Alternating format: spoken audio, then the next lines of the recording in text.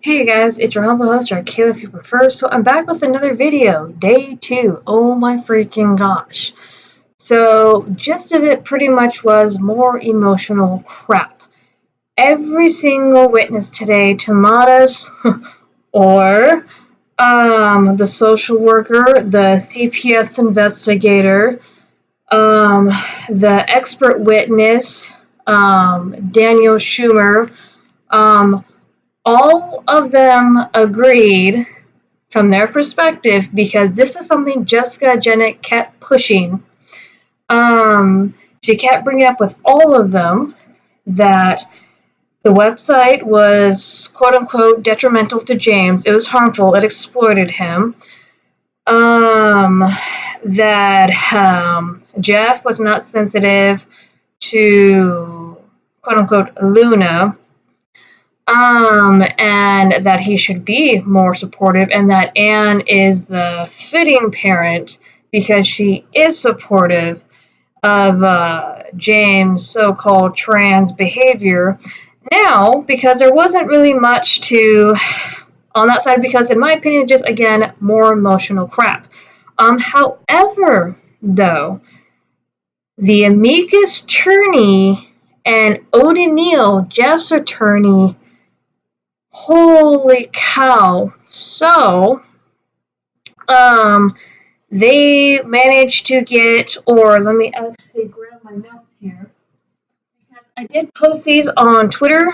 Again, there is a lot to go over. This time it's 22 pages, but some of the highlights to take away is that, or pretty much agreed, I believe it was either with O'Donnell or the amicus attorney, is to allow James to express himself within reason, because the amicus attorney kept arguing from a point or an angle of James being gender fluid. Something else to take away is, or does not know the effects of medical transition. When asked about it by O'Donnell, she said that you would have to talk to a doctor, that she does not know the effects. And it was also interesting enough brought up because the amicus attorney asked her if whether or not she considers herself gender fluid, and because she was dressed pretty much like a guy, she was tomboy manner. She said no, that she identifies as a woman, and then when the amicus attorney brought up that, well, maybe you'll transition like maybe 4 to 5 years down the road, she got a little bit defensive, went, no, I'm not. So that's the gist of her, just kind of garbage. And she claimed, because we remember when we did the stream, for those of you who have been following me and following this on my channel since December, you guys remember that little snippet that we found on her website, me and Trananime, where she said that she handed out referral letters if people wanted them, and that she didn't make them go through counseling? Well, she claims she told the court today that she does a full evaluation when it comes to her patients. Also, something too, because they kept trying to claim that Jeff's fears of them pushing medical transition on James was unfounded. No. So in the pediatrician notes, that they were trying to get James sent to a Genesis clinic, which is a medical transition facility, and it handles with hormones and things like that to start children on that medical transition. And it found out Orr was also in on that. There was Orr, sorry, I just had a brain fart here. The pediatrician had it in their notes for that to be the next step, is an evaluation for James to go to this Genesis clinic to be evaluated to see if he would start hormone treatment at age 8. So yeah, that is being pushed. That was their goal. They like to bullshit. They like to say, no, it's not. Oh no, it's been in everybody's freaking notes. Which has been exposed and dug into by both the amicus attorney and by Logan. Let me see if there's any other highlights. I don't want to spend too long on this video. My hand hurts. It's been a long day. I just dumped all the notes on there, so I don't have to go through all these. Let's see. When it came to the expert witness, Daniel Schumer, and this is interesting that I believe it was the amicus attorney that got it out of him. So they keep pushing that Jeff should affirm James, that James needs affirmation. They also kept pushing that if the child doesn't receive affirmation with their new gender identity, that it could end in tragic suicide and depression. They always like to push it. Now remember, we showed a clip, tweeted out a clip of one of Anne's expert witnesses being caught on film saying to push the suicide tactic. Surprise! Anyway, though, so yeah, it's the same bullshit that they're pushing. What's interesting about what Amicus got out of this expert is when he asked, again, he was arguing from the angle of gender fluid for James. He asked, so should I affirm or should Anne affirm James if he wants to be called, say, James at breakfast and Luna at dinner? Shouldn't you not affirm? And so here's what Daniel Schumer said. He said, well, no, you should let the child lead within reason. That's a big thing about the trans ideology too, is let the child take the lead when they don't have no idea what the hell that they're trying to do or understand or contemplate what exactly is down the road when it comes to that stuff. They all agreed, which shocking enough, that the child cannot contemplate, has no freaking idea what any of this crap is. But they're gonna take the lead. So anyway, going back to the expert witness, he said that you would have to let James explore that within reason, or express that within reason. He also said, which is true for this entire freaking ideology, which he only was applying it to this, but this spoke volumes. I thought this was really cool. The amicus attorney got this out of him, is that the child, the habits, the environment, and the child need to be dug into the child's life and figure out why, get to the root of the problem, why the child is having to switch constantly back and forth. That, even though he was trying to add it to just that, that is true of this entire freaking thing.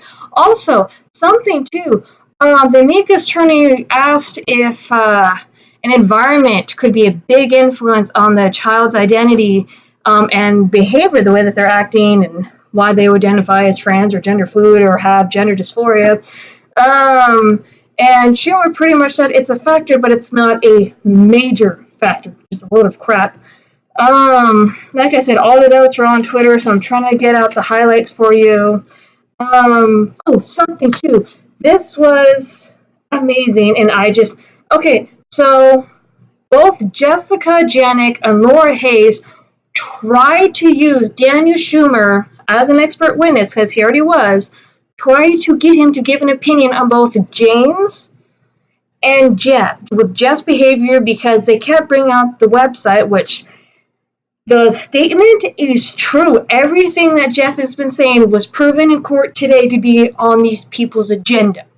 So, it was Laura that put up the snapshot of the Save James website and had that page where it's child sex abuse or whatnot.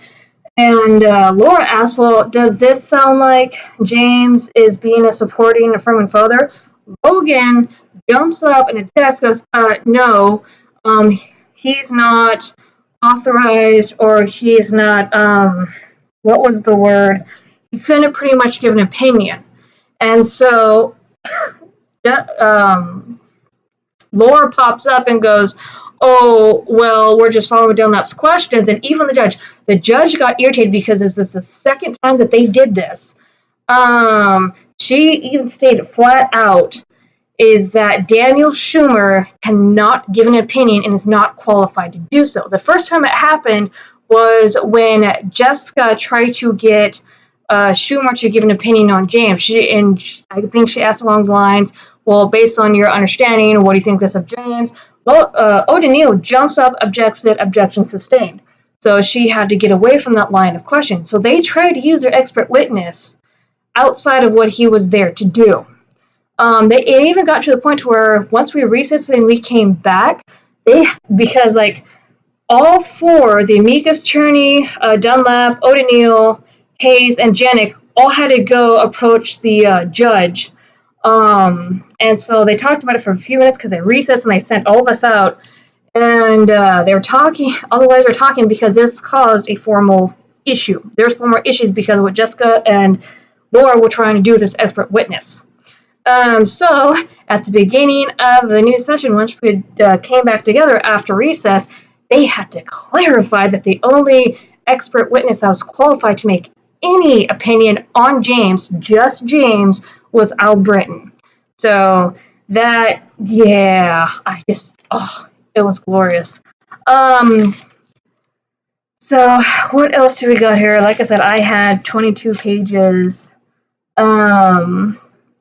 But yeah, they pretty much the goal was to get James evaluated for medical transition at the Genesis Clinic.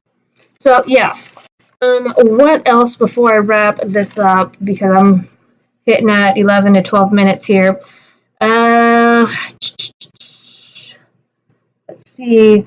Or claimed that she received harassing calls. I know she took off her Facebook page and scrubbed her website. I never said or sent anybody after Aura, so if people actually did that, y'all are shitheads for that, because I even told people, don't do that, that's crap. Still, don't do it if you're about, harassing phone calls, you're not helping, leave everybody alone. Please. Let's see. Aura was not aware of the website, she just became aware of it, or did not reach out to Jeff about website, says she should have. So she became aware of it at some point, but she was not aware of it at first. But she never reached out to Jeff, yet she had concerns. Okay. So yeah. Or's not aware of who filed the petition. Logan told her to respond to reword question. And I can't remember what the question was. And this is the interesting thing, because instead of going objection sustained, the judge had a smile on her face and just told O'Donnell to reword it. And I was watching because she was not smiling at anybody else. She looked at O'Donnell, said, please reword the question. And so it's just like, oh, wow. So I can't remember what the question was. Like I said, my hand hurts and there's a lot to write down. There was a trauma counselor, which he wasn't, in my opinion, he wasn't too bad. Not real damning. But here's the thing, here's something they all like to claim, and this is complete garbage. The video evidence I posted tonight, the freaking pictures, check this out. So this is all of them what they claim. James, let's see, claims James had made changes when talking about being at Dad's house. So what they're trying to imply is that James gets more docile, gets more quiet, and does not want to talk about being at his dad's house, which is crap, because from the videos from the Save James website, from the Facebook page, which, by the way, and a little note about tonight, and I'll save that for after this. But yeah. But with all the video evidence, it shows opposite. So every one of them try to claim, oh, well, James doesn't feel safe around Jeff. Jeff is forcing James to get into boxing, to be a boy. Bullshit. So supposedly James is all nice and happy when he's talking about his mom, but he gets real quiet when he's talking about his dad. Okay. Even though the photos with his dad show him live and lively and active and bubbly and goofy, and all the photos with his mom are quiet and docile and him looking like a drag kid. Okay, you keep rolling with that story. Let's see what else, because we're hitting at 15. Little snippets. Okay, so we're gonna stop here. Like I said, the notes are all on the thing, so I'm gonna let you guys go through them, because I gotta get to bed and I gotta make a phone call before I get to bed. So anyway, highlights of the day. I got threatened with jail. If you did not see the little Twitter video I put out, so I have been snapping quick photos of anybody, like the main parties involved I can get, and I was keeping people posted about the jury selection. Granted, this was yesterday, because we had the jury selection yesterday. So I got pretty much, we had the judge come in, I think it was after the first recess, and go, it's come to my attention that someone put pictures of the jurors. Now, as you guys remember, they were like far off shots, and they weren't like anybody's face. I was trying to interview the jurors because, no, that would cause a mistrial and cause them to start all over. So I pretty much stayed away from any of the jurors. But I'm just posting, hey, you know what, I'm really here. This is really going on. This is really happening. This is not a joke. So that's why I posted those pictures. Anyway, so she pretty much says if I see them, if I go and look and I see them, whoever did is going to be condemned and thrown in jail. So that was a little subtle hint. And she looked right at me because they are following my social media. They're monitoring quite a few people's right now. She looked right at me when she said it, and so that was a subtle hint. If you have them up, go remove them now.